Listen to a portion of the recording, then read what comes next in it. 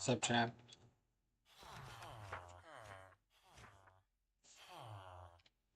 1 second.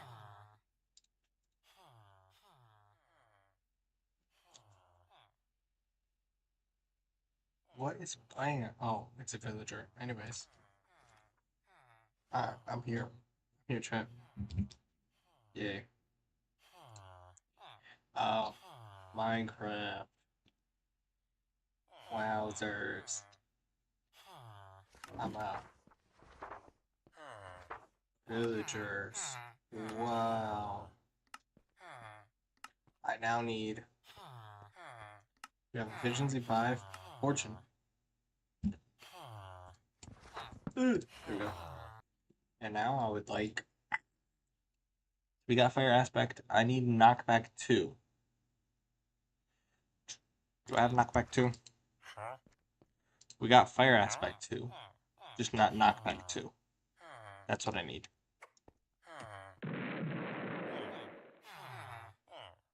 Oh, thank you for the follow, JoJo's Bizarre Adventure Glazer 123. Hey, thank you for showing up. I'm just playing some Minecraft like a chud. Like a chud. Minecraft like a chud.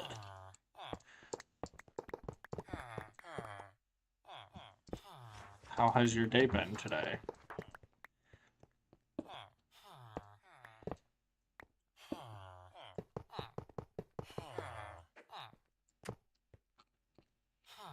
Good. What about me? My day has been also good. I mean, not too boring. I went to the arcades, so it's not awful. Could have worse, but kind of a longer day. More boring. But I'm live, and I'm happy. That's all that matters to me. Boop, boop. So I'm working on getting my sword to be enchanted. So it's just the long process of doing that stuff.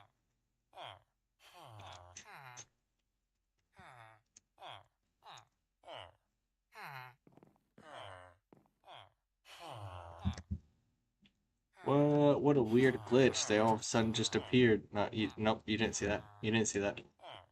May have accidentally killed them. La la la. Hello, Jimmy. Again. Such a weird glitch. I know. What a weird and convenient glitch. I know. I'm very happy that that glitch happened.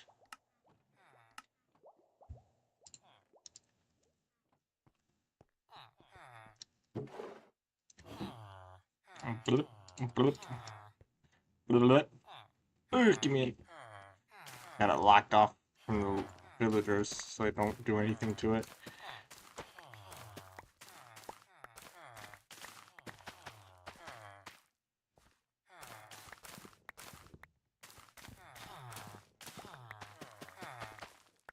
I love being able to do whatever I want to do because it's my world. It's my favorite part of this. Like I can just blah, blah, blah. Yo, eat the bread.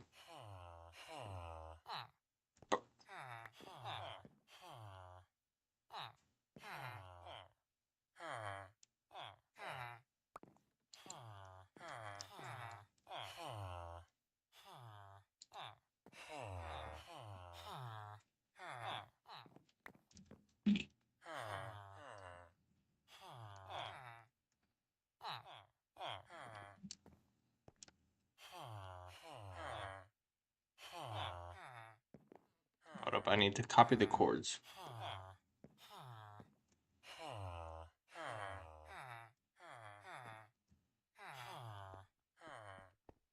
Alright, I'm going to miraculously go upstairs.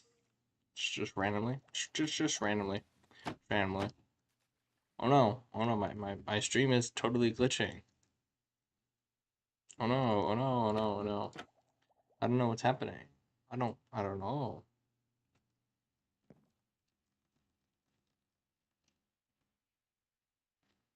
Hey, I fixed my stream. Let's go back down. Whoa. Isn't that crazy? They bred. They made a big villager. What? That's crazy. What a crazy glitch. What an interesting glitch. I hate villagers. I hate villagers. Villagers need to like genuinely die. No. Did I say you can go to bed? Matter of fact, I'm going to sleep.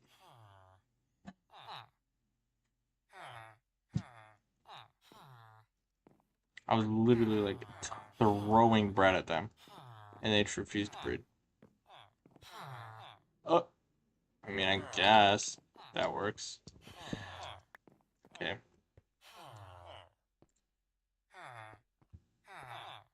You're going to be a willing participant in my experiments. 1, 2, 3.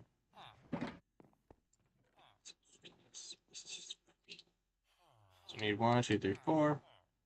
Just 2 of these. Boop, boop, boop, boop, boop, boop, boop, boop, boop, boop. Blop, bop, bop. Oh. Oh, ooh, oh, ooh. Yes. Thank you. Now I think it's knockback 2. Yes. Knockback 2. It's the one I don't have. Don't have knockback 2.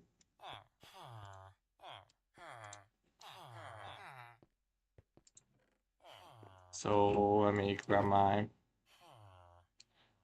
this some of these.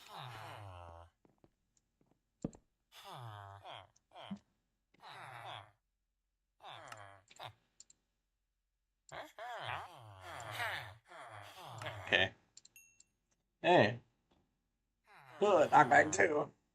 Quality of life. I love it.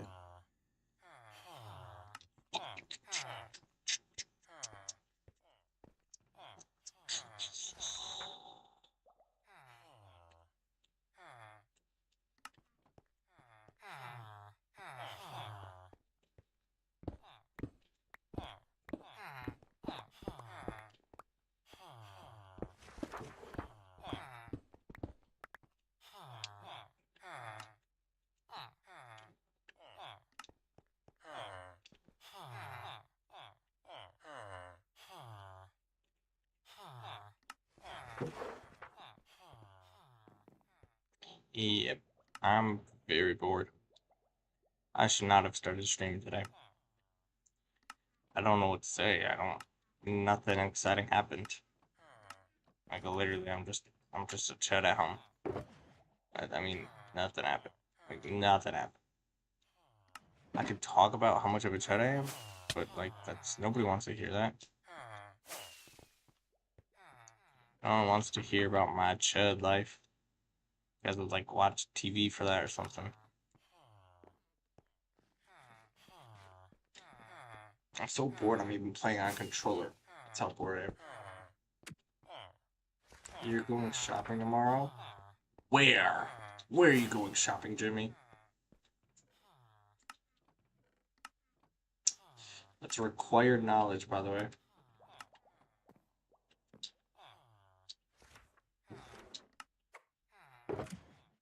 Probably Walmart. Walmart's pretty swagger. Can't tell me Walmart's not swag.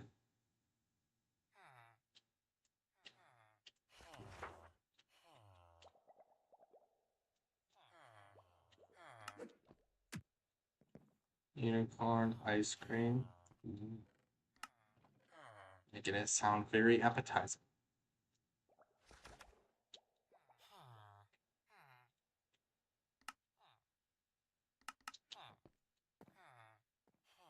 I'm very bored.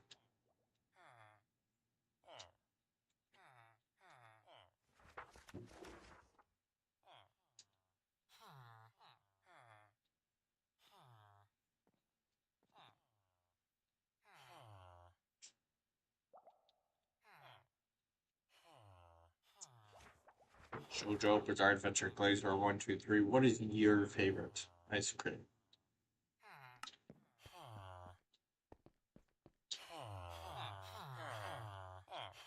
That is a very intriguing question. What's your favorite cream of the ice?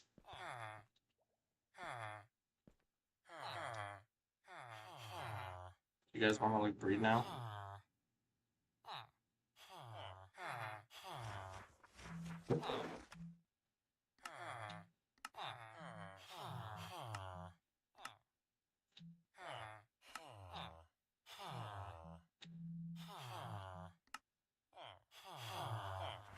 Hello? Do your friggin' job. His job is to breed. Are these villagers just unbreedable?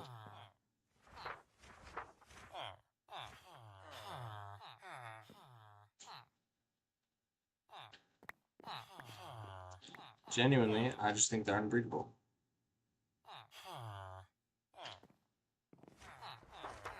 I mean, I gave you a whole thing of food. You're not on breeding cooldown, because I just think you literally should.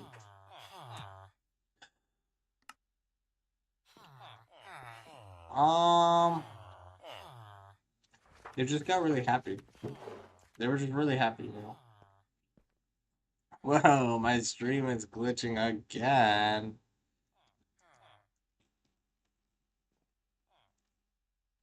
Whoa, my stream is back.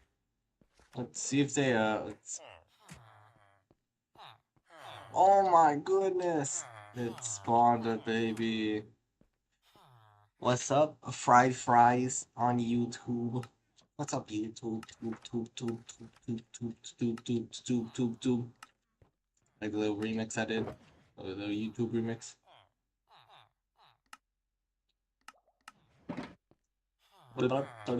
Whoa! Oh my!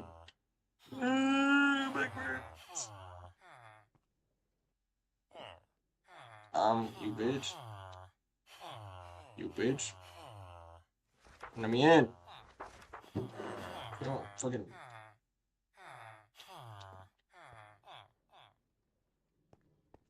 No, the other way.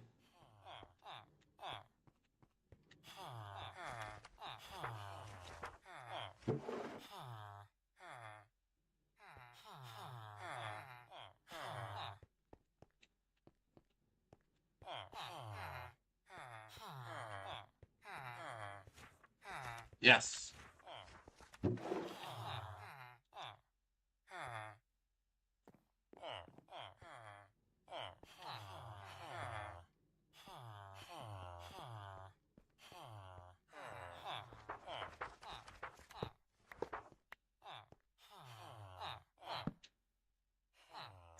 Hip hip hooray. So I need sweeping. I think it's sweeping.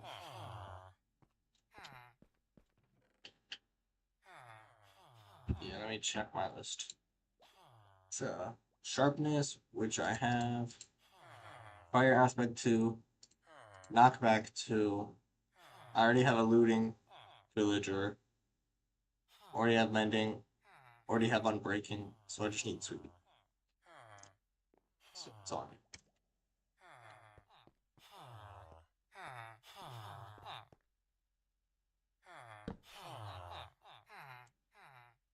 Sweeping edge. Look on you. Oh. Immediately I get an 11 emerald trade. That's like literally perfect.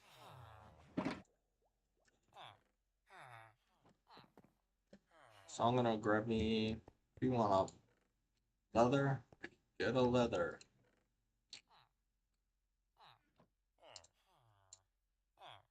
I already had paper in my inventory. So.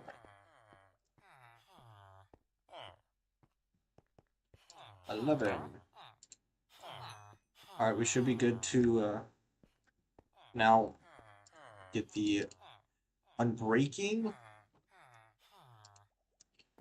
So let's grab. I want some more books. So I need an unbreaking book, a mending, and a looting.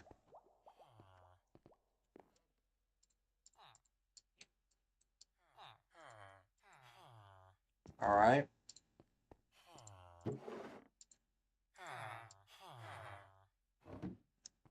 And then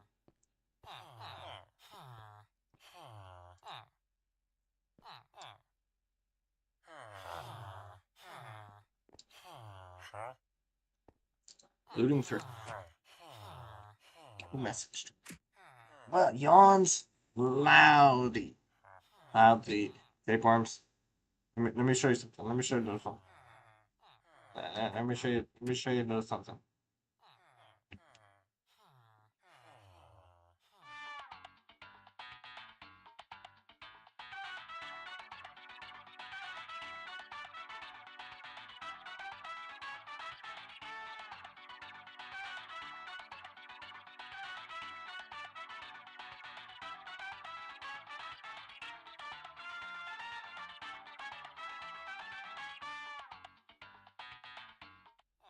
Cute emoji. Do I really need looting 3? I need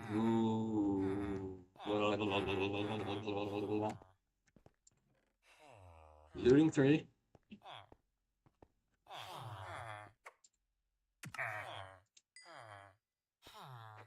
Unbreaking? Ah, shit. They saw my atrocities towards mankind. What the warp? Okay. So those are all the achievements I'm going to be using. Just grab my grindstone. Put it down. Just yeet my sword. Alright, guys. While I'm enchanting, you guys need to give me suggestions on what I should call it. What I should call my sword. So combine sword with looting 3. So for looting 3. Ooh. Looting 3. Combine sweeping edge with unbreaking 3. Sweeping edge with unbreaking 3. Combine sword with this double book. Combine sharp 5 and mending. Sharp 5 mending. Combine this with this. Fuck.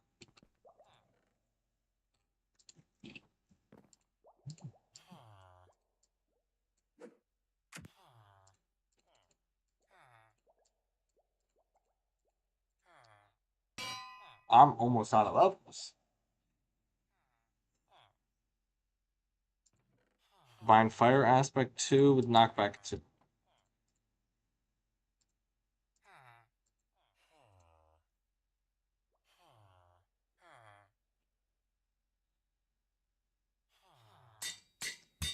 And I'm officially out of levels. So it's up. I forgot my stuff. Oh, I'll just go to my creeper farm. I'm just gonna AFK my creeper farm. Let me check back at chat so I can see. Jimmy Slop, totally tubular tapeworm slayer. LARP, do you agree with that name? Cause I'll name it that. We need Wingus in there too. We need Wingus in there. Please, I need Wingus. I need Wingus on my sword.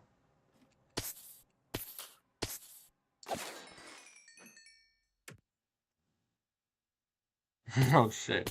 I'm gonna be healing my sword. Wingus Jimmy Slop, totally tubular. What if it was a Wingus Jimmy Slop, totally tapeworm slayer? What if it was that? So what if it was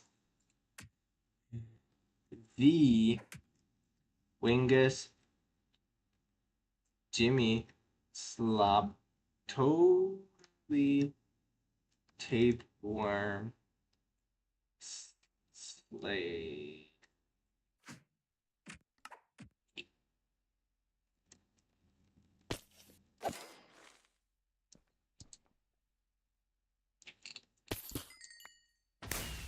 Oops.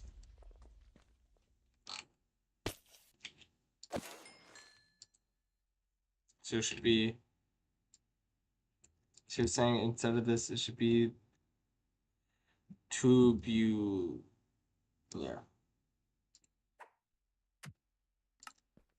Or should I just do 2000?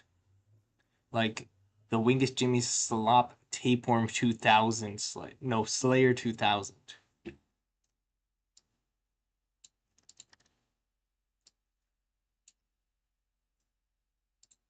So the wing. What do you mean your dad's soldier Xbox? So the Wing Ding Jimmy Slop Tapeworm Slayer 2000. That's gonna be a long ass name because we already got Enable Thrusting and Big Bertha the Toilet Destroyer.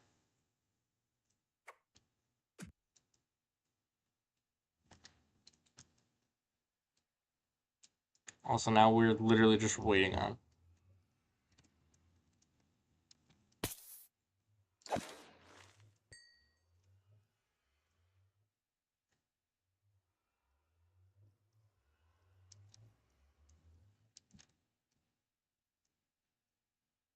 Hello, creepers.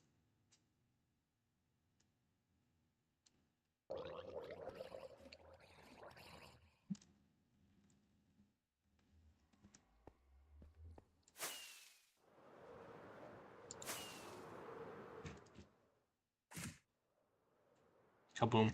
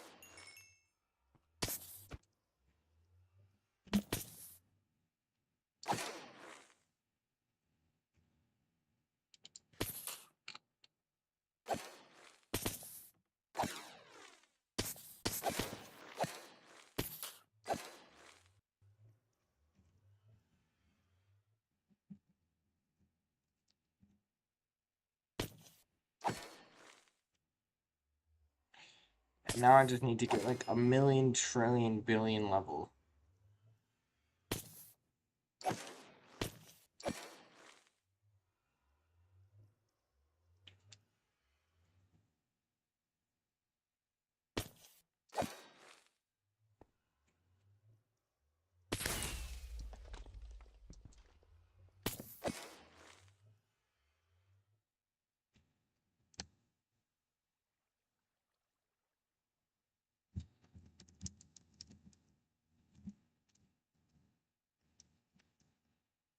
Hello? Can the game like do anything?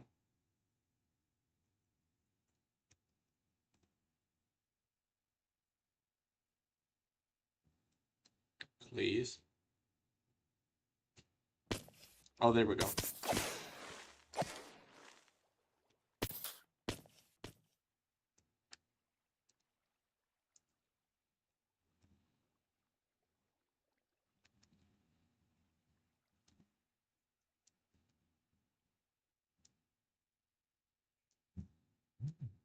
Just do max tick rate.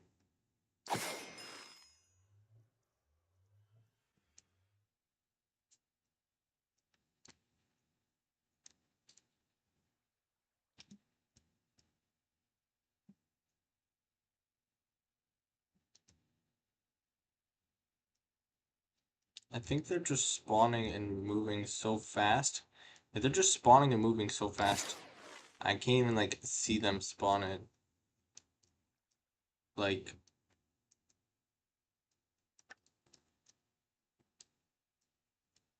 see, like they just kind of like instantly teleport down.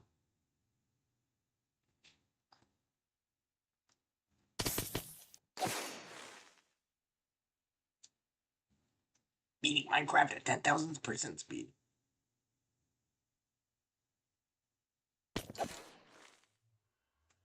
Crazy pre-fire.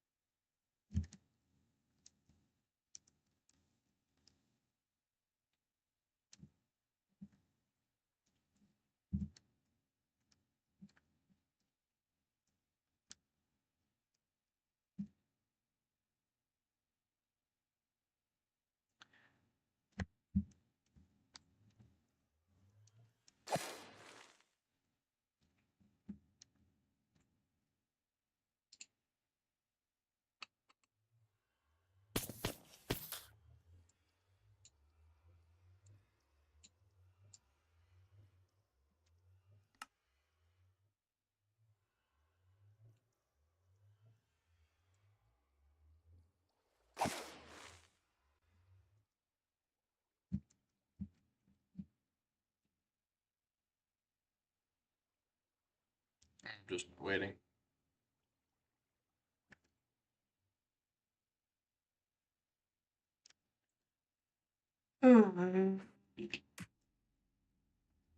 Me too. I'm yawning. That's how tired I am.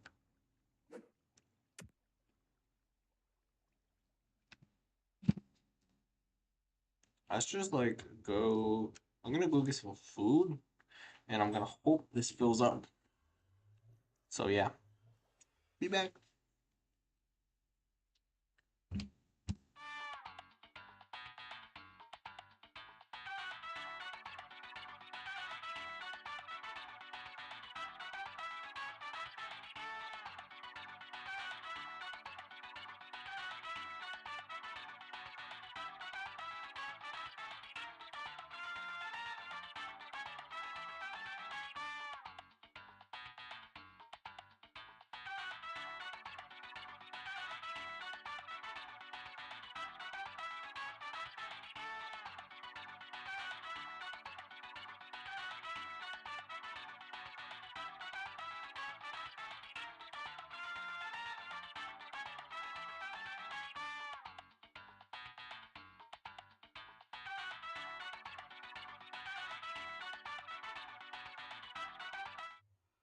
I'm back.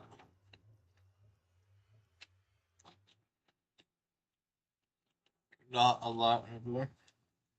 Creepers.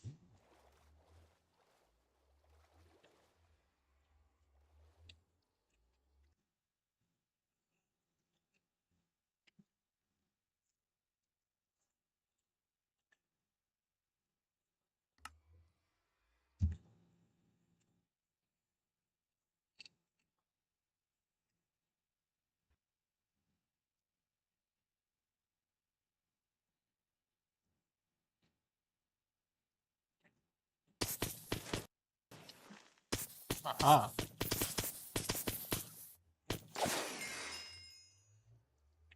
Now that I refresh how many mobs can spawn, they want to spawn. Bitch. Get down. Sorry, get down.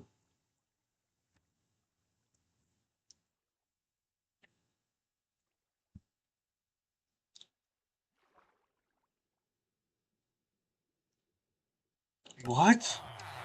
What does this even mean? How does that even happen?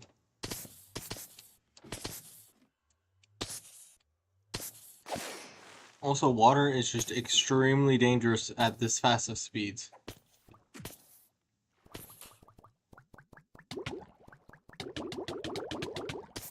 It's extremely dangerous. Drown the mob.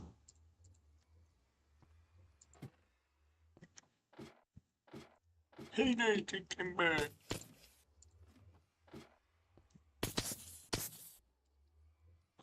Do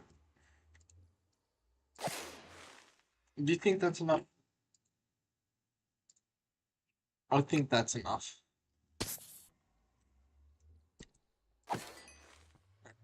Let's hope. Here's the hoping.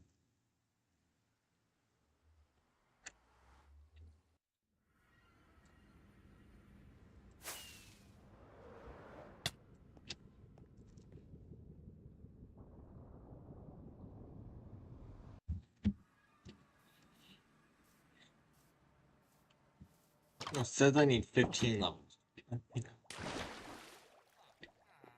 I think this is enough. It's isn't this. What do we want to call it? The Wing Ding Jimmy Slop Tapeworm Slayer 2000? The Wing Ding Jimmy Slop Tapeworm. I'm gonna do this. It's the Wing Ding Jimmy Slop Tapeworm Slayer 2000. Are you guys ready for this?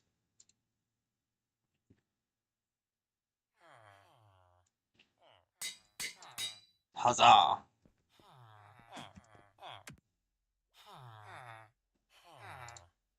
So peak. Peakness, it's unmatched. Also, just ignore how I haven't been making, like, anything. Just, like, ignore how I haven't been clearing out anything. I've started to get lazier. I just want my villagers. I don't want to do anything. Alright, helmet.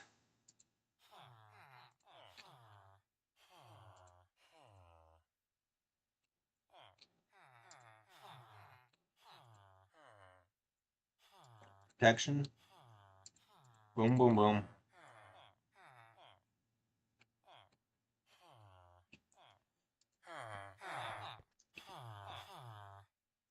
I should really be putting this, like, it doesn't matter.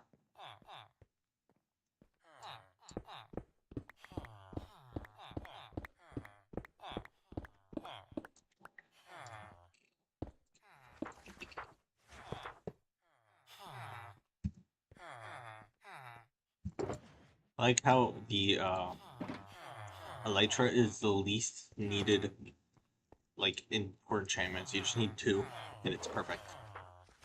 And everything else you need, like, this. It's some bullshit. Sweeping, sharpness, sweeping, fire aspect, knockback, looting, mending, upgrade. Like, it's crazy. Do you want that?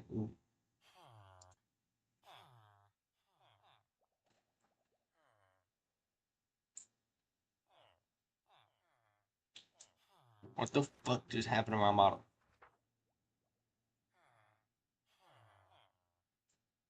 Hello?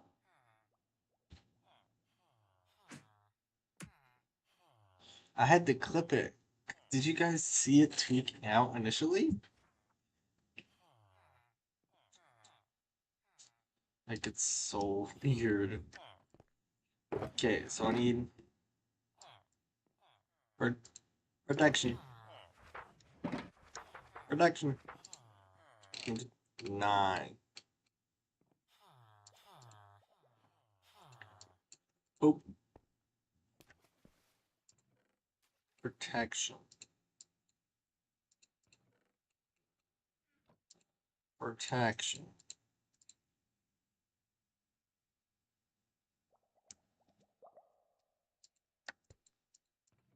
Protection. I need it.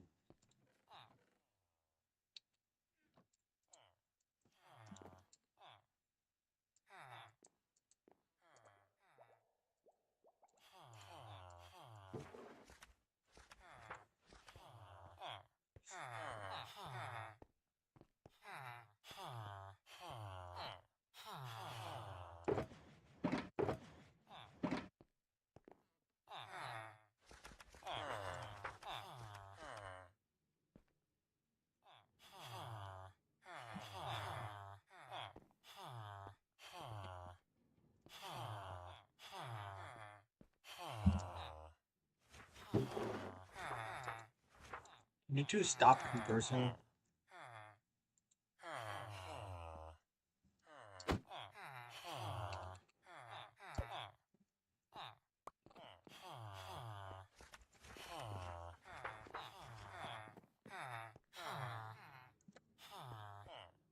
Good boy.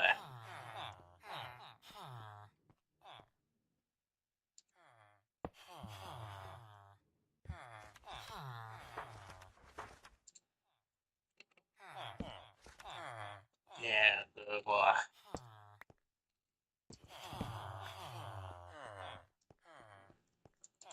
Protection. Oh, road. Protection.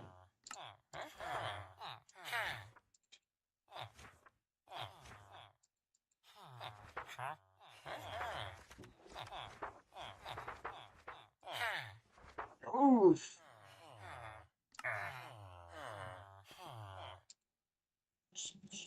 Give me it. Give me.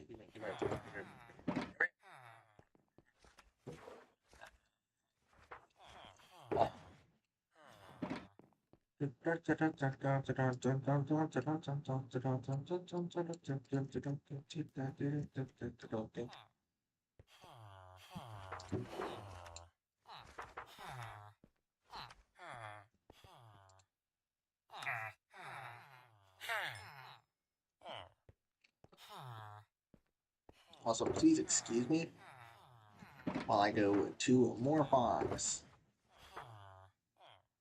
Yeah, more farming.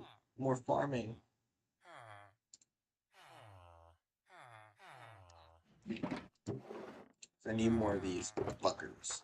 Fucking animals. That fucking bird that I hate.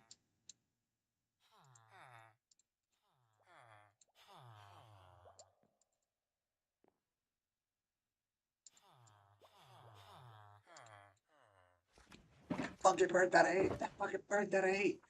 The fucking bird that I hate. What? Hey, do you guys think I'm adequately prepared for fighting? I got 10 totems. Oh, I forgot to grab any of my potions. Perhaps I'm adequately prepared. I'm gonna get some potions first. Because I need some of these potions. Yeah,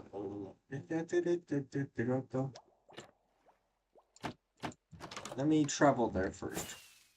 Hey, let me grab my controller. Put it in this mode, and then I can do some tricks.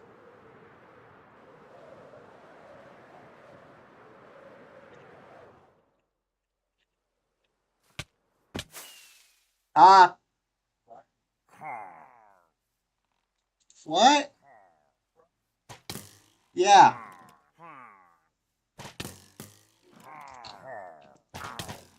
Back. Damn it, I don't even get to test my freaking fire aspect. Oh! Oh! Oh! Oh! Oh! Oh! Oh! Ah!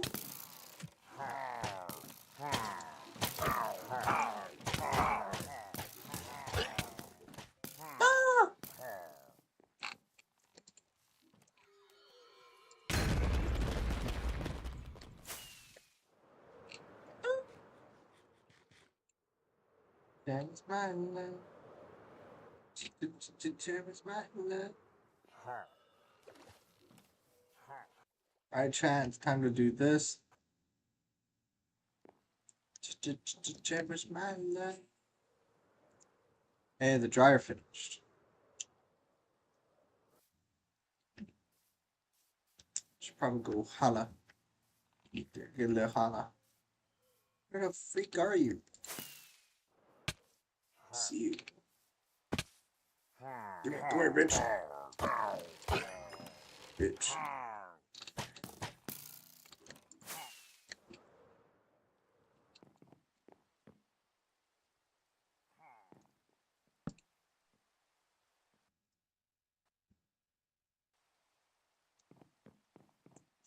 Cherish my love. Cherish my love. It just finished. Well, I didn't know you wanted me to. I didn't know you wanted me to. Yeah, I didn't know. You did? I wasn't paying attention. Was not even paying attention. I was not paying attention. So I'm gonna die.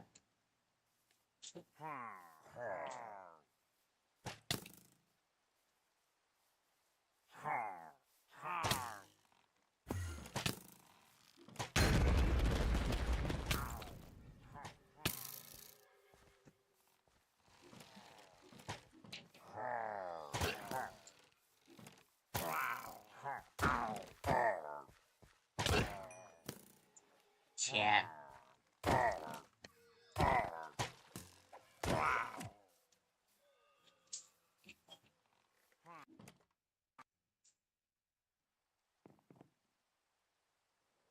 Where? Is the pillager captain? Oh, like what? Oh? No. Why would it be talking to you?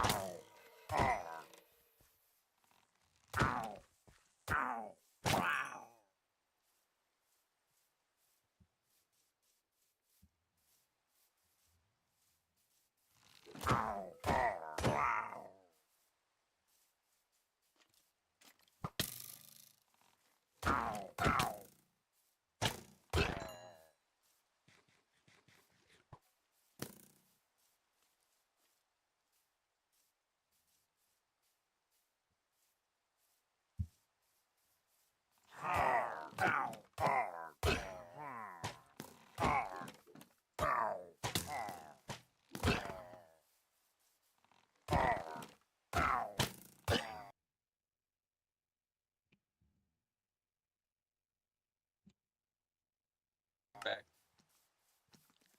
Can I get a W in the chat? L. L. L. L. L. L. L. L. L. L. That's all I can say. Where you move it, Jenny? Yes. Where? Hey.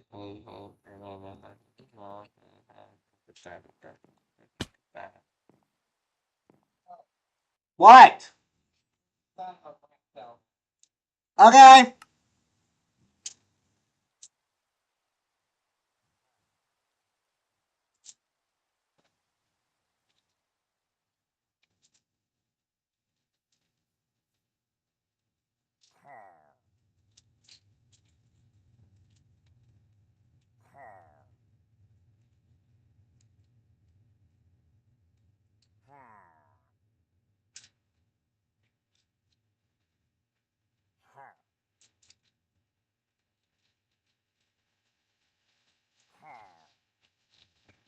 Again. L. Just L's. Just L's up to L's up to L's. Bands on bands on bands on bands. L's on L's on L's on L's. Like, are we serious right now?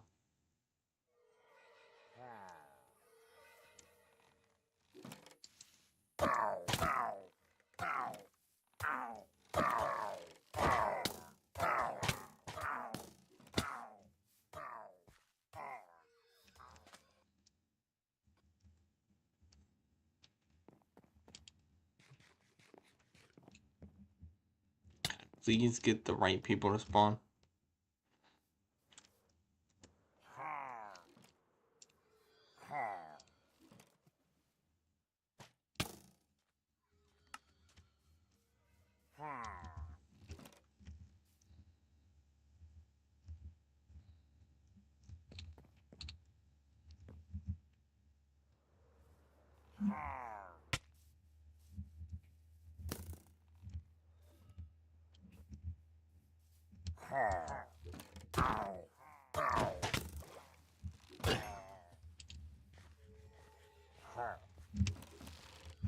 Hey, bitch ass it is. Man, I don't even give a fuck.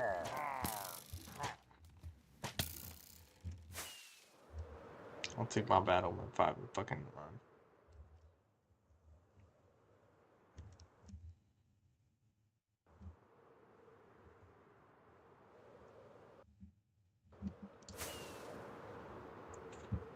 Fuck.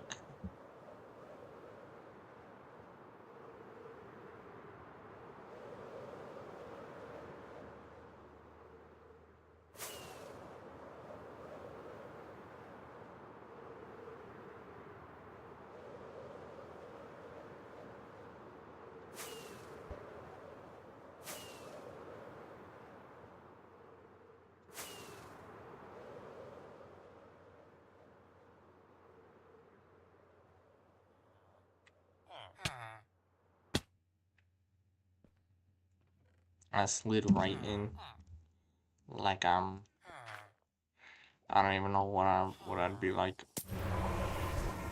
I slid right in, like a poo slides out. Assuming you got the diarrhea virus. Fucking on that bitch, and she looked like papyrus.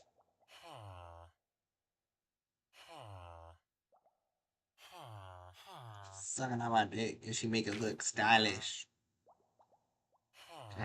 Bars. Are these bars, chat? Are these bars? Are these bars?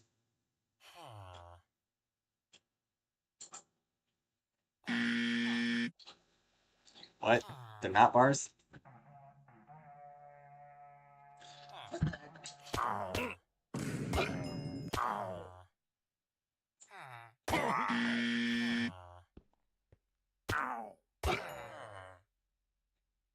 Jimmy saw monster. Are these bars?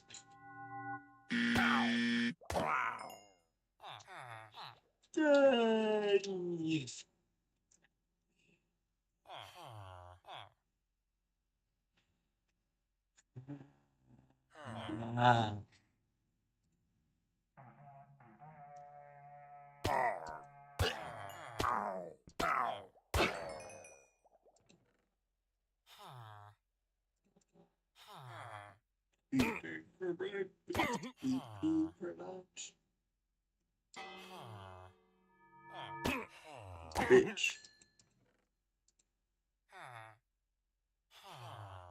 How do I have so much redstone from this friggin' farm? Enable thrusting. Big Bertha and the Winged Dictionary Slap Tapeworm Slayer 2000.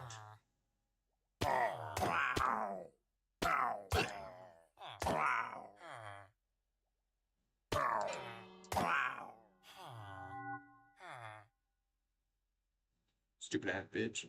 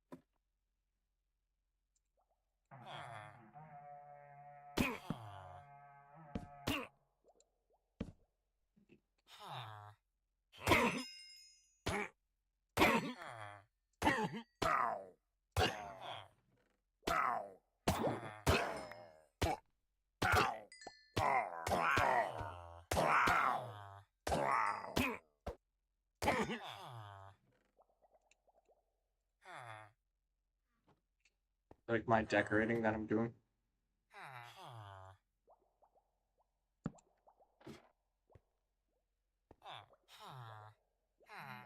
Isn't it the most adorable?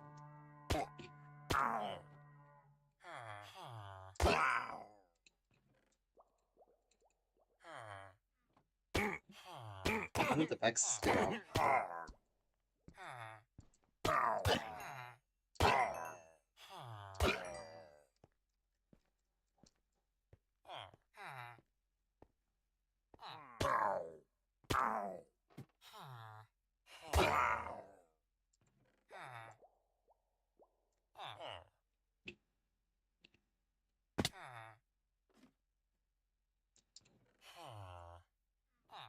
Sweet, another one to hang. Wow, how is it already so far gone? Wow.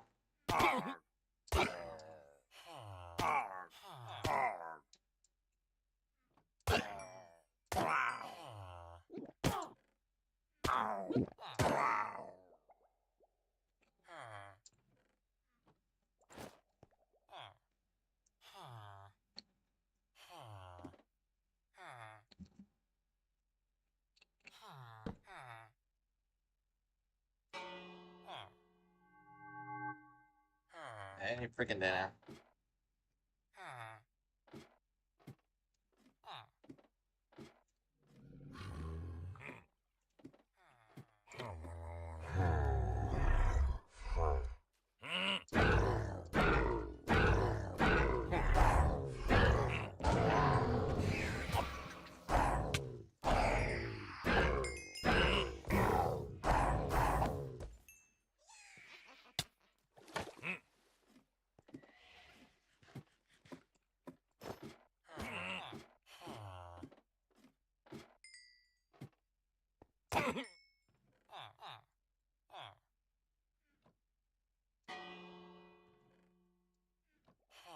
Okay, another one.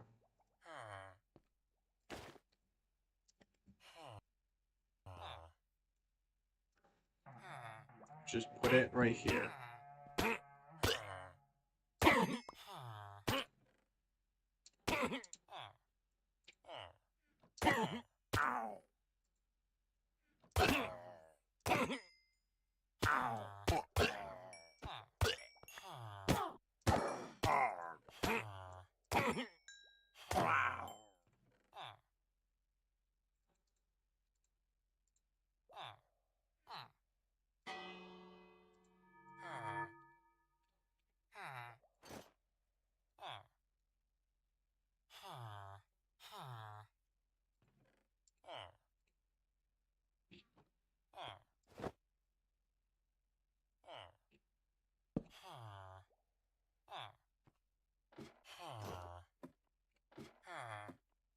The Wingding Jimmy Slap Tapeworm Slayer 2000.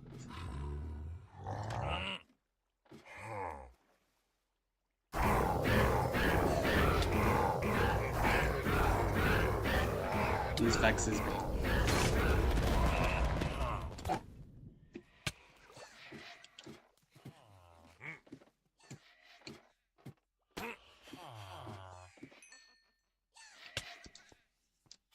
Bitch. Aid victory. These vexes me.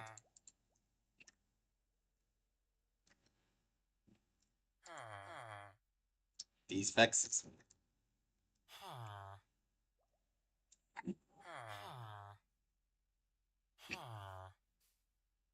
Literally watching your live stream, you were tweaking out. You were doing this.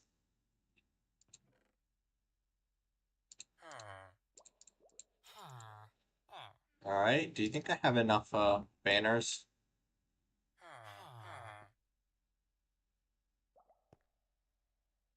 Well, I could put one right there.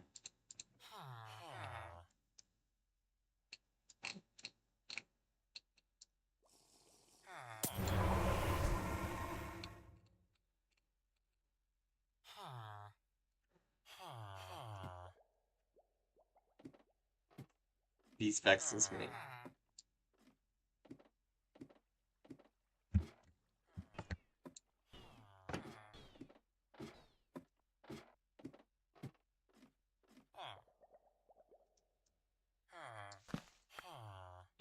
Oops.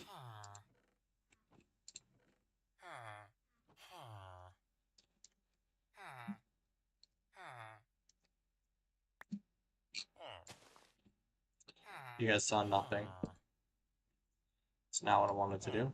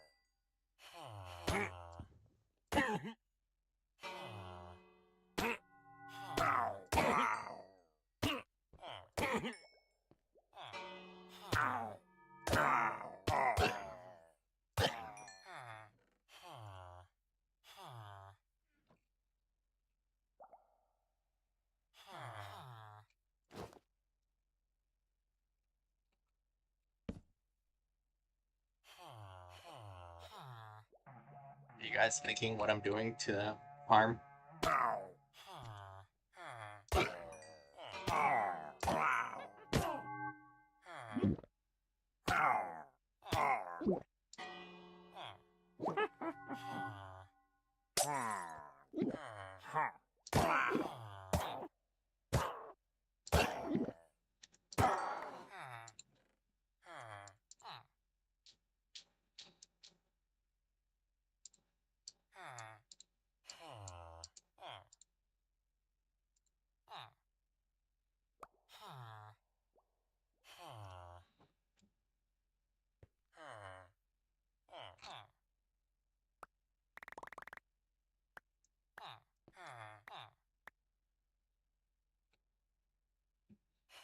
So just canceled my Bad Omen.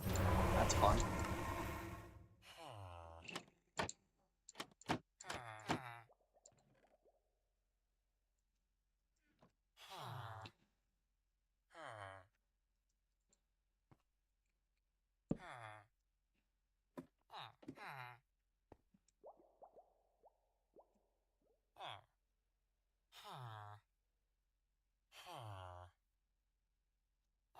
Tapeworms for you.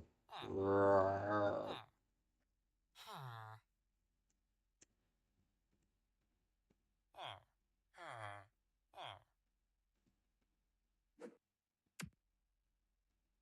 Roar. The Wing Ding Jimmy Slap Tapeworm Slayer 2000.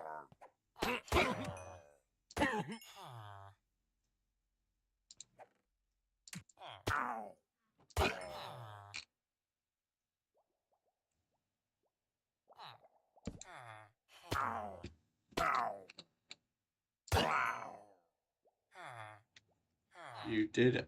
I did say your name indeed.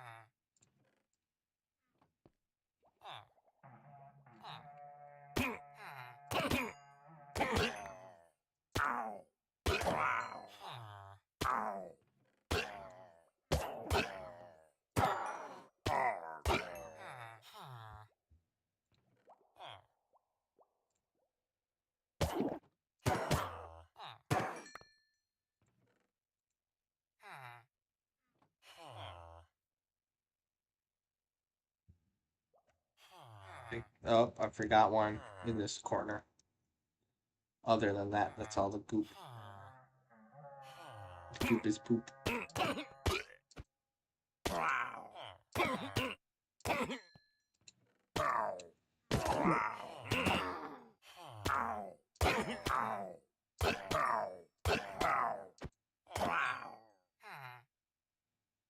Goop is poop.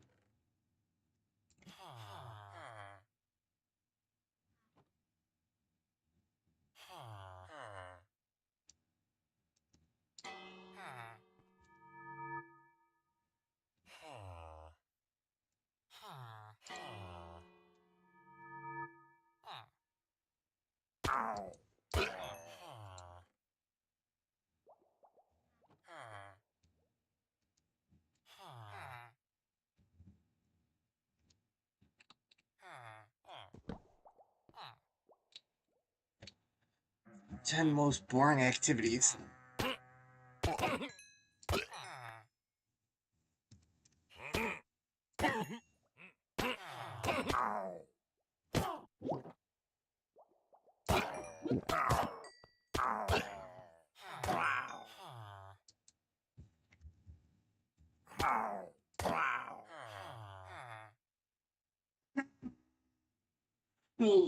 I'm tired. It's only been an hour. I haven't been streaming too long.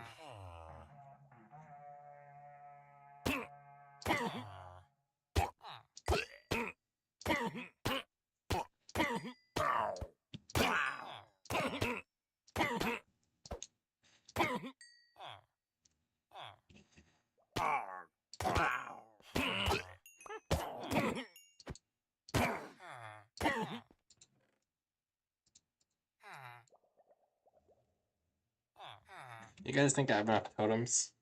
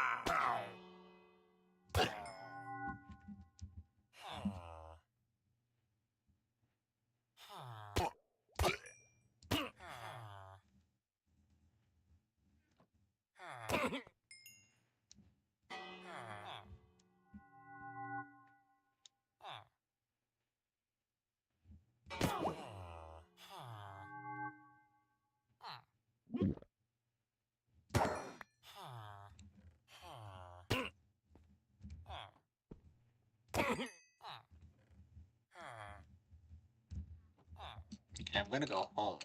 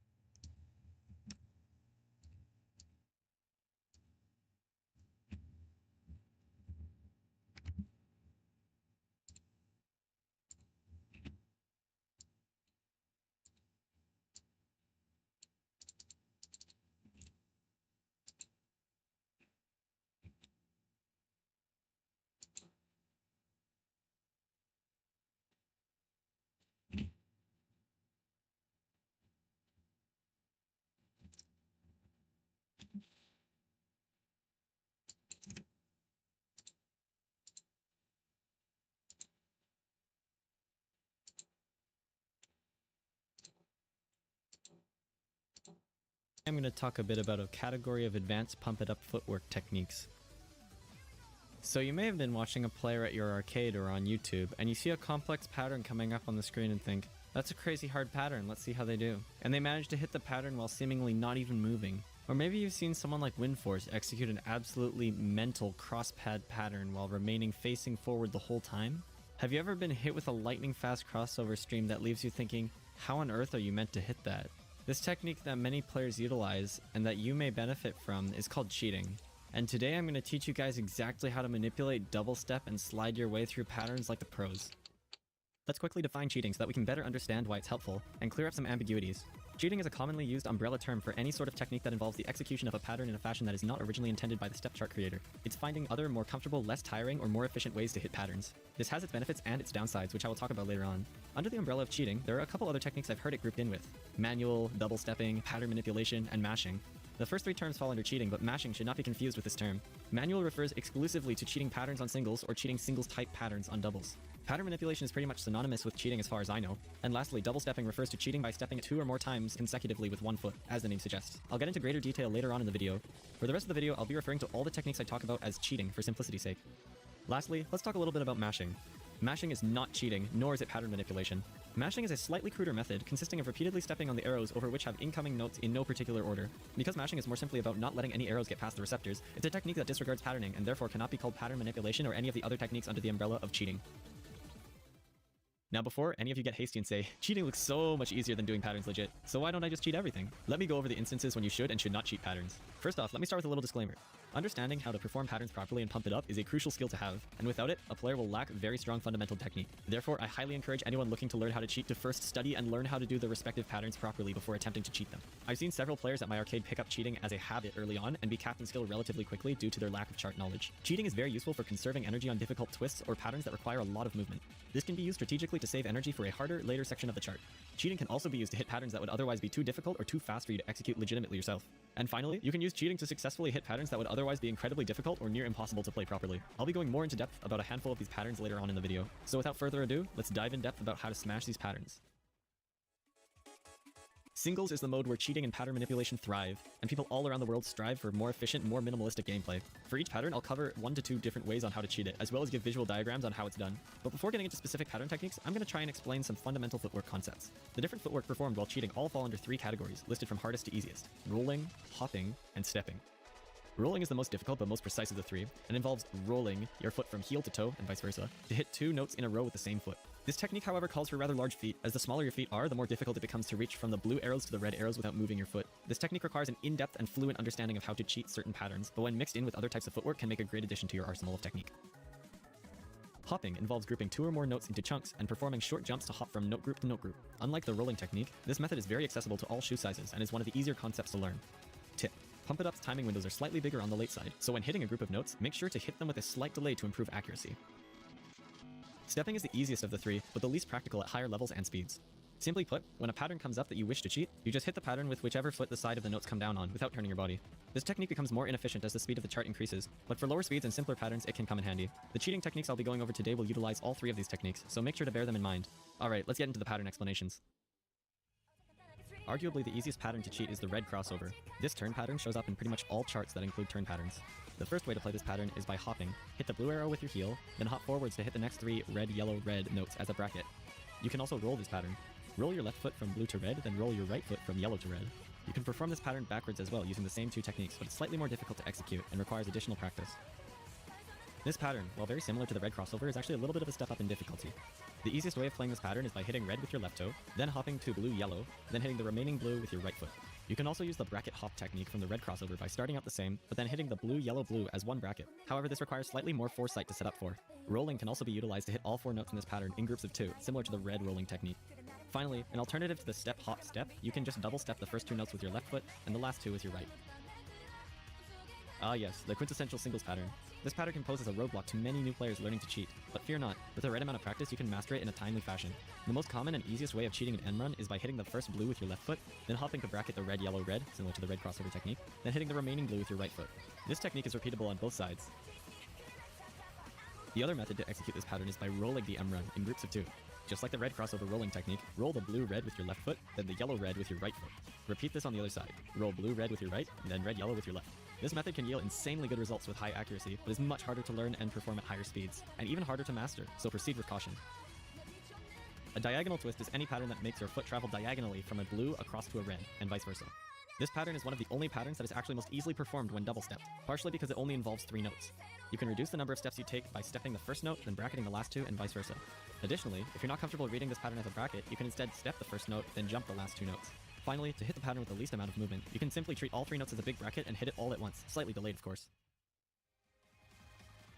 I define corner twists as any twisty patterns that have you only hitting the red and blue arrows. These can be especially tricky because they often include patterns that force you to step 3 times in a row or more, which can be very awkward. You can play most of these patterns by simply hitting the pattern with either foot on each side of the pad. Some patterns can be rolled with relative ease, while others can be hopped, and others can be hit with the utilization of a mix of both.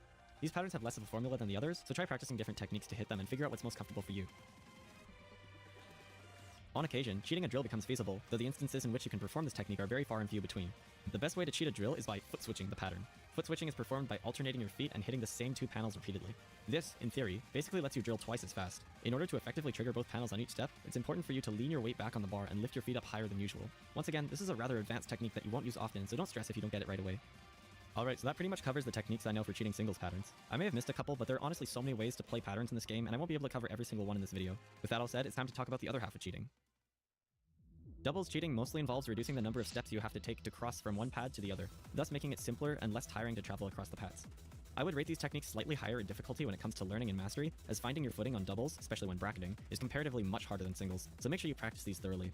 Side note, single-style patterns sometimes do show up in doubles, and you can perform them the same as you would on singles. Because I've already explained the techniques in the previous section, I won't be going over them again. The mother of We're watching YouTube. all patterns, the Staircase of Doom. We've all seen it, that diagonal line that spells death. But we can actually break down this pattern to make it much easier to play. To cheat this pattern, you'll start by tapping the leftmost blue with your left foot, then hopping to bracket red, yellow, red, then proceeding to hop on the middle 2 blue panels, hopping again to hit the red, yellow, red bracket on the P2 side, then finally hitting the rightmost blue with your right foot. This can be done in the opposite direction as well. Cheating the pattern like this drastically cuts down on the number of steps that you have to take to cross the pad, and keeps you facing forward while performing it. The half stair is a 6-note staircase that uses the middle 6 panels. This pattern is much easier to cheat than the full double M run, and can be done using either bracketing or rolling. To cheat this pattern, play the red-blue as a bracket with your left foot, and then the center blue-blue notes as a bracket with your right foot. Then step to hit the final 2 red and yellow notes. You can also hit the first 2 groups of brackets instead as rolls to increase accuracy. This pattern is probably the most difficult pattern to cheat and pull off properly on doubles. It's performed similarly to the regular double stair, but you have to move your body from pad to pad even quicker due to the missing note in the middle. There are 2 types of broken stair patterns, one where the first middle blue note is missing, and one where the second middle blue note is missing. In the first case, start on blue with your left foot, hop to bracket red, yellow, red with your right foot bracketing the yellow, red, then push yourself off to hit the P2 blue arrow with your right foot. Then hop to bracket the red, yellow, red steps, and finish off by hitting the rightmost blue with your right foot. In the second case, start on blue with your left foot, hop to bracket the red, yellow, red, but this time hit the right blue with your left foot afterwards. Then you need to push off the pad with your left foot, hop all the way to P2 to bracket the red, yellow, red again, and then finally hit the rightmost blue with your right foot. Repeat the same steps for both types in reverse to complete the broken stair. First, let's define fast pad transitions. Fast pad transitions are any pattern that takes you from one pad to the other in 4 steps or fewer. In this video, I'll be going over 2 types of fast transitions. Fast transitions starting with red, and fast transitions starting with blue. In both cases, we can group the 4-note pattern into 2 brackets instead of 4 steps. In the case of our red starting transition pattern, it's slightly easier than the blue starting pattern. When you bracket the red starting pattern, you face the direction you're moving across the pad, whereas the blue starting pattern has you face away from the direction you move. In some very rare cases, there are patterns that step artists create with pattern manipulation in mind. These patterns don't show up very often, so don't sweat it if you don't get them down on the first few tries. I'll go over some of them briefly. The ending of Cleaner S23 consists of a 1.5 measure, 304.5 beats per minute run, which is nearly impossible to play properly as a stream. We can cheat this by treating the first half of the pattern as a set of alternating bracket jumps, and the second half as another set of alternating bracket jumps. In the middle of Sorceress Elise D24, we can turn the foot speed bursts into brackets to significantly save on movement and in turn, energy. As mentioned before, the drills in Rock the House D22 can be played as foot switch brackets in order to keep up with the rapid columns of notes. There are several more instances of these patterns you have to manipulate, but I'll leave you guys to find them and lab them out for yourselves. Great, so now we know how to cheat most of the patterns in the game. But there are actually certain times when cheating is too difficult to execute and may be more detrimental than playing the pattern legitimately. Here are a couple examples. Side drills, split drills, and straightforward stream. And what I'd like to talk a bit more in detail about, anchored twists. Anchored twists are patterns that have you anchor one foot on an arrow while your other foot moves around the pad. The reason why these are so difficult to cheat is because in order to hit the note that you would usually cross over to hit, you are forced to do a triple step with the anchoring foot. As you can imagine, when stepping more than twice consecutively with the same foot, it becomes nearly impossible to keep up with the tempo. The Clay Team players from Chile have actually managed to master the triple step in the last year or so it is definitely possible, but do proceed with caution if you want to attempt this pattern. That pretty much wraps up this video. If you learned something useful, share this video with a friend. Feel free to share this video around in different PIU groups as a resource. I would highly appreciate it. If you would like to see more videos like this one, please let me know in the comments or on Discord. Oh, and go check out some of the other videos on my YouTube channel if you like dance game content. Anyway, that's gonna be everything today. Good luck on the dance pad, everyone.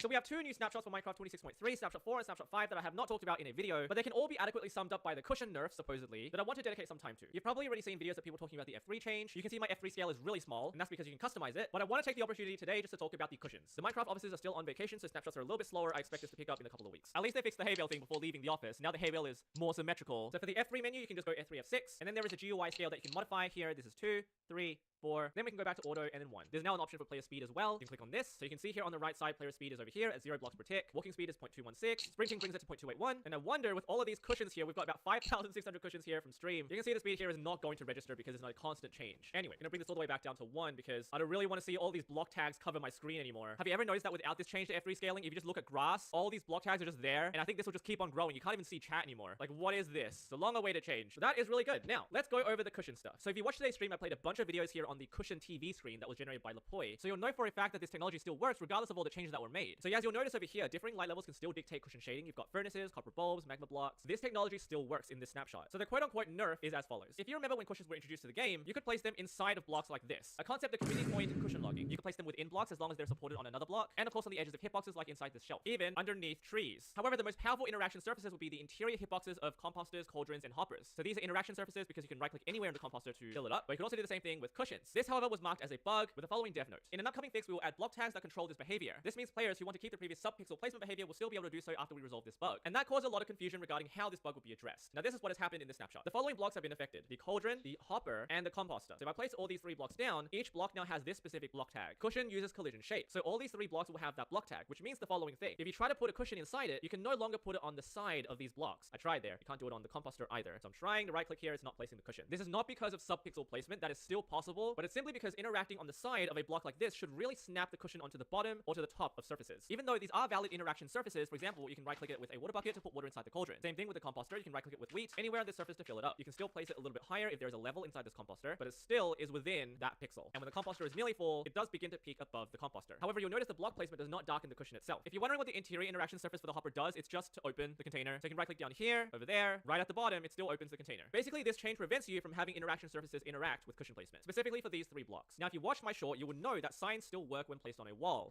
So if I do this and place a cushion on that, it is still a sub-pixel placement of the cushion. It's a little less than half. And now this works because the hitbox of the sign is a little bit above this pixel right here. So then if I break this and place a redstone lamp, that becomes your darkened pixel. And this tech still works. However, because this is all functioning through a block tag, you can modify it through a data pack to have that behavior come back. Within your data pack, go to Minecraft, tags, block, cushion uses collision shape. This is the new block tag that they added. Currently, this is what it would look like. You have the tag for all cauldrons, so water and lava cauldrons, and powder snow. You have the hopper and the composter. You want to delete all of these, and then add a very simple argument for replace, and then true. This will basically force this file to replace the current one run by Minecraft itself. Let's go back to the game. You can /reload, and then the moment you mouse over, notice that block tag no longer exists. So now if you right-click with the cushion, you can place it anywhere you like again inside the cauldron. So I think this is the best of both worlds. If you really want to do this, I don't really know if anyone truly wants to do this other than the fact that they want to have TV screens play with cushions. They can do so by simply modifying that. I'm going to show you this little trick as well, which I found really interesting. They added a data component for cushion color. You can give like a pink cushion, a red cushion color component. So if you do this and you place this down, it becomes red. Just a thing to keep in mind, never to overlook the power of data components. And finally, moving on to Snapshot 5, there really isn't anything to talk about apart from some shader changes to syntax that you should read up on, but I should point out, do not push a cauldron with water with a piston, because this will happen.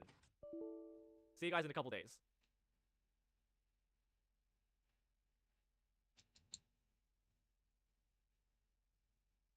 If you've ever seen any of my overview videos, you might have noticed that I tend to mention something like this a lot. On term, consider buying Sega's IME card, consider buying into the e-amusement service. They have this card that you can buy to get. And after talking about it so much, I thought it'd be an interesting idea to talk about these cards for an entire video, going a bit more in-depth into how they work and what makes them pretty interesting. I mean, how did we get from simple little rhythm games that were just about stepping arrows to assert dominance at your local arcade scene to an online system that connects you to the rest of the world, suddenly coming to the realization that some guy named Dongmin from Thailand could easily destroy you, unless you're, I don't know, Chris Chike or something. But before we get into the specifics of each card, we should probably ask, what do they even do? Because I'd rather not have to repeat myself describing each card. With that said, there are several common elements that are pretty much universal among all the cards, and they mainly serve to do these few things. Save player data such as scores and unlocks, give access to secret songs and special events, and allow for cosmetic options to give your profile a unique flair. As for how we got to this point, well, you can blame Konami in 2003 when they implemented the e-amusement system into their arcade games. For a small monthly fee paid by the arcade, it added a way for Konami to update their games without having to send update discs to arcade operators by simply connecting the machines to the servers. Though at this point, e-amusement was strictly Japan exclusive, with Guitar Freak's 8th Mix and Drum Mania 7th Mix being the first game to be compatible with the system. Compared to the present day, it was pretty primitive. It could only track high scores and submit internet rankings. If players wanted to use the system, they would have to pay a small fee to buy something called an entry card. You would usually buy these at the arcade's front desk or at a special vending machine, and these cards would have special designs specific to a certain game, so you didn't have to go through your wallet trying to figure out which card is used for which game. It was a magnetic striped card, which is the type of technology that you would find in stuff like credit cards, and you could only use one for each game, meaning that if you wanted to create a profile for 2DX and DDR, you would have had to buy 2 separate cards. Obviously, this can get relatively expensive if you're playing multiple Bemani games, not to mention totally inconvenient as you'd be carrying multiple cards when you didn't really need to. Thankfully, that only lasted for about 3 years, as Konami launched the second and current iteration of the e-amusement system in 2006 through the release of DDR Supernova, which despite the game's worldwide release, the e-amusement service stayed in Japan. However, this time instead of using the entry card system, Konami replaced it with the e-amusement pass that we know and love today. Instead of the magnetic stripe, it was a contactless RFID smart card that worked with all the games that were compatible with the new system. Granted, you still need to pay $5 to get the card, but at least you didn't have to buy multiple cards for different Bemani games, as all the data was stored on one card. Which, I mean, wow, Konami providing something that actually improved the customer's user experience? Mind blown. But going back to Supernova, the service was a bit more fleshed out, as it came with all the features that we've come to expect in our rhythm games. From the rival system to unlockable content, it was the start of something new. But gosh darn it, we still wouldn't get e-amusement in the US. That was until...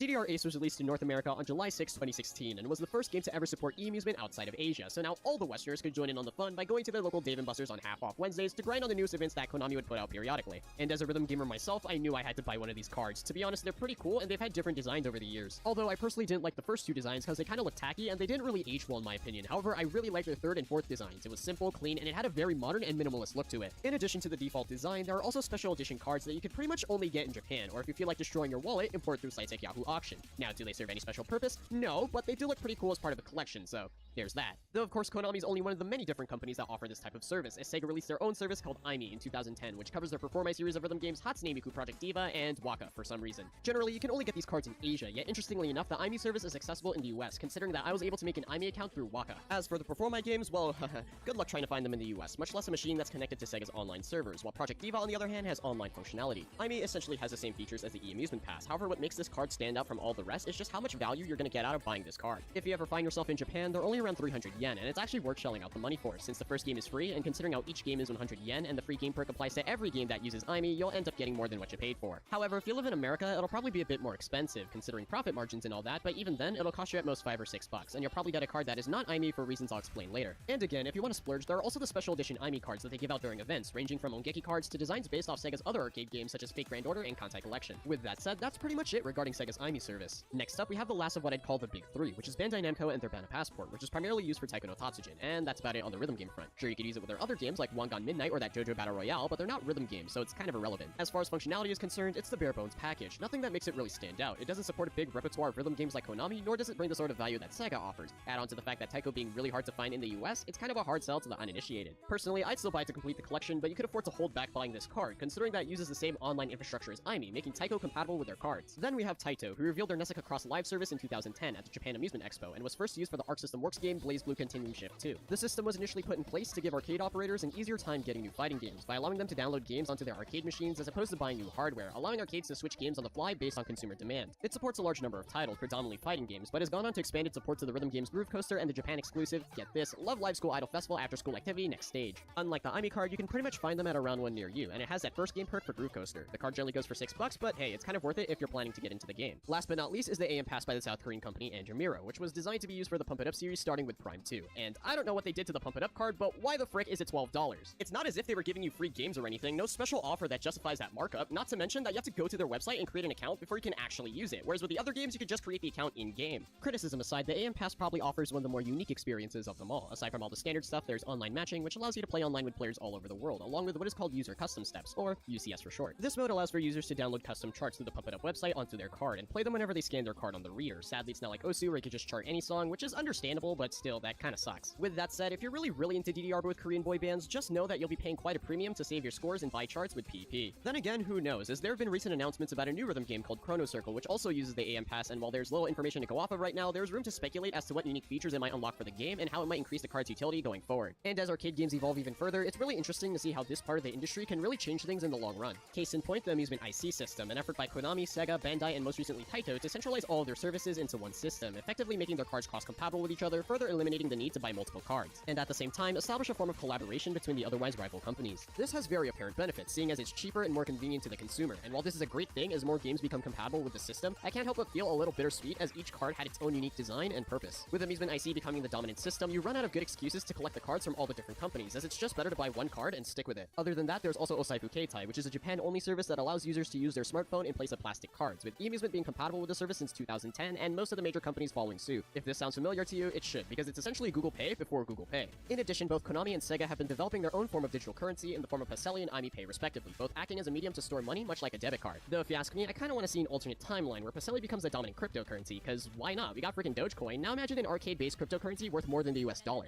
Needless to say, Japan and to a lesser extent Korea have somehow found a way to enhance the arcade experience with these cards. To me, it's always so exciting to get a new card, and it just feels so satisfying to use for the first time. It's kind of like a rite of passage for rhythm gamers. Gone are the pleb days where you're simply referred to as guests to someone who's pretty much committed themselves to the game. At first glance, you'd think that these concepts would be diametrically opposed to each other, as arcades are meant to be places where you hang out every once in a while, whereas creating a profile would imply that you'd be putting down a 20 to play rhythm games regularly. But then again, that's kind of the genius of it, as it gives you an incentive to go back, and in return, it gives you a sort of personal experience on a machine that is designed to be communal in nature. In any case, these cards are great, and I can't wait to see how they could be used to push the boundaries of rhythm games and arcades in general. Just thinking about it makes me wish that other arcades would start taking notes, but that's a topic for another day. And before I end, I would like to take this chance to thank all of you guys for making this channel reach 1,000 subscribers. If it weren't for you guys just watching, liking, subscribing, even promoting the videos, I wouldn't get to where I am today in a little. So YouTube, tube.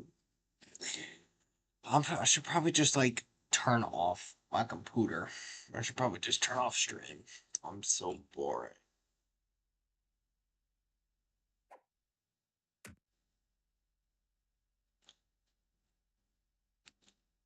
But I want Wingus. I want Wingus to keep his streak. I want Wingus to keep his streak.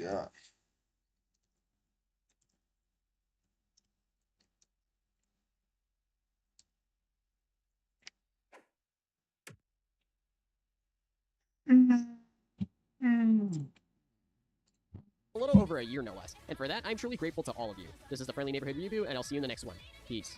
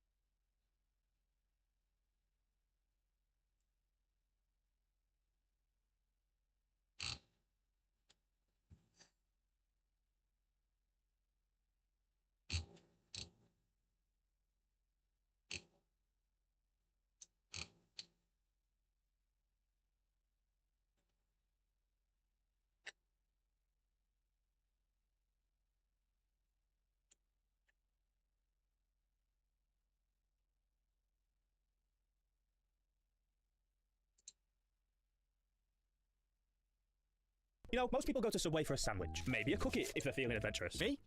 I went for the computers, and I say computers because there's not just one, there's not just two, but there's three. You may be wondering what these are. They are not point-of-sale computers. They're actually the menu boards. You know, when you walk to the Subway and you're trying to figure out what sandwich you want, and then you get the same sandwich you get every single time. These are the computers that run them. Seriously, my local Subway was getting rid of all these computers they used to run their menu boards, so naturally, I took them. And also 4 of the commercial menu TVs that display the menus, but that's not what we're here for. We're seeing if I can game on the Subway menu computers.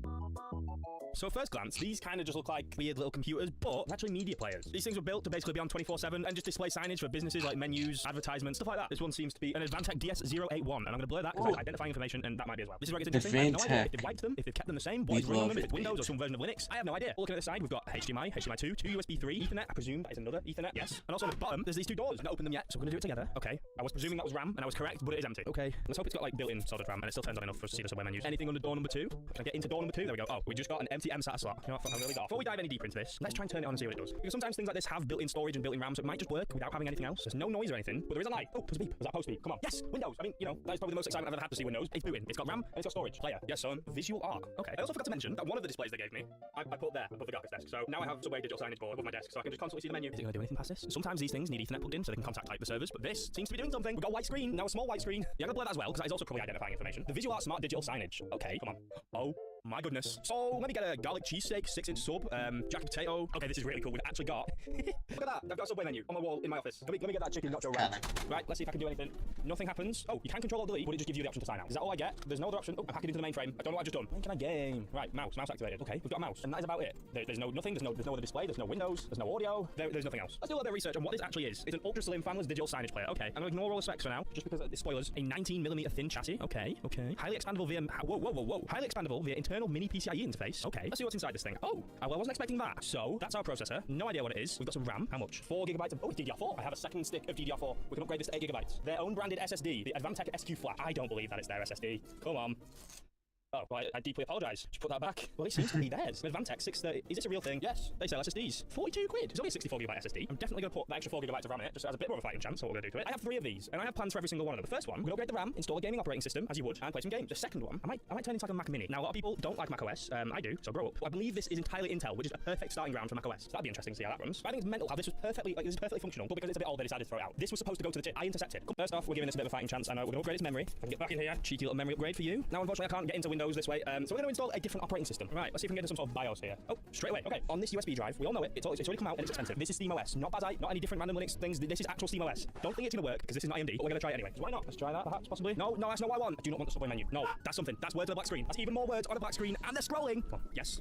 I don't know what you're doing, but I see SteamOS. SteamOS offload. Yes. Okay, we're in a desktop interface. We've got clear local user data. Repair and install SteamOS. Yes, please. Oh, wait, no. Go away. Wipe device and install SteamOS. Yes. No NVMe drive. Yeah, no, we've not got an NVMe drive. Is that important? Okay, so this is happening because this is Valve's official SteamOS recovery image, which is built for the Steam Deck, which has an NVMe SSD. This does not. So I could try and hack the installer so it points towards the SSD instead, or I could just install something SteamOS-like, like Bazite or something, which is actually just designed to run on any PC. It probably works better for this because this is all Intel, or I could do the most boring option and just install Windows. God damn you sandwich infrastructure. Why aren't you working? 11 minutes later. Yeah, so that didn't work. So yeah, we're on Windows. What surprise? I can't do Linux properly, but we're on Windows. Well, here we go. There's Task Manager. What do our Subway PCs have? A 6th gen i3, an i3 6100U, 2.3 GHz. We've got 8 gigs of RAM because we doubled it. We've got a 60 gig SSD, and our trusty Intel HD 520 graphics. What more can I ask for a free computer? Now with this one in particular, we're gonna keep it on Windows because remember we've got 3 of them. We're gonna do all 3: Windows, macOS, Linux. Hello Steam. Windows, macOS, and Linux. All 3 of them. Yeah, this is not staying on Windows for long. We're turning this into a DIY Mac Mini. Let's see if we can do this as simple as possible. Hardware sniffer. This is the Hackintosh installation speedrun. Yes, latest version. Up to macOS Tahoe 26. It does not let you go past the boot menu. It just freezes completely. Okay, let's just see if it boots at all. That's not macOS.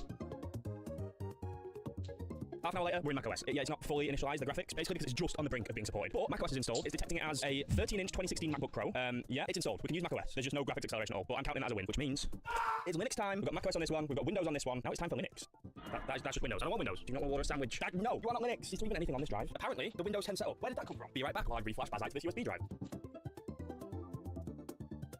Holy macaroni, we're in Linux. As you may have guessed, we are in Bazite. This computer was sat in a Subway for 10 years, running the menus. Now it's time to run some games. The first thing we're going to run is the most intense hardware-hogging game I've ever played on this channel. Look at that. Imagine walking into Subway and the menu board is just a guy playing Peggle. I'm unironically going to be here now for the next, hour playing Peggle. Go on.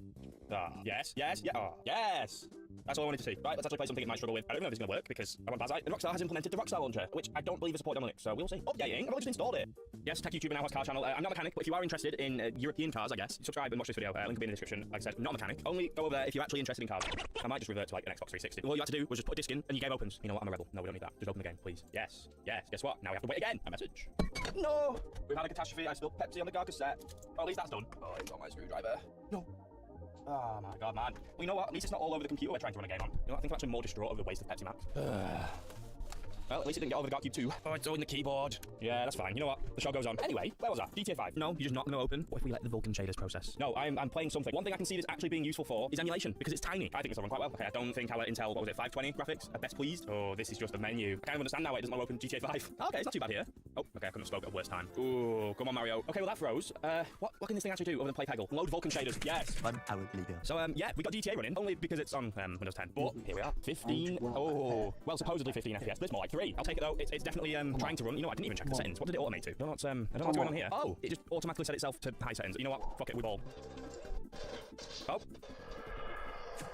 So that was GTA 5. Only managed to do it because it's running on Windows 10 and the entire computer seems to have frozen now. Yep, there we go, Windows 10. Yesterday. You know what? I will take it. A game is open. You'd think a computer that spent its life running a sandwich menu would be able to run GTA 5. A game has finally opened. Other than Peggle, what are we looking at? 24 FPS. Oh, it's going up. No, it's going up. It's all over the place. Our i3-6100U doesn't know what to do. There is no fans in this either, so it is just using the chassis as like a massive heatsink, so that probably doesn't help. You know what? Let's give it something to complain about, shall we? Let's see how it handles this little stack of TNT.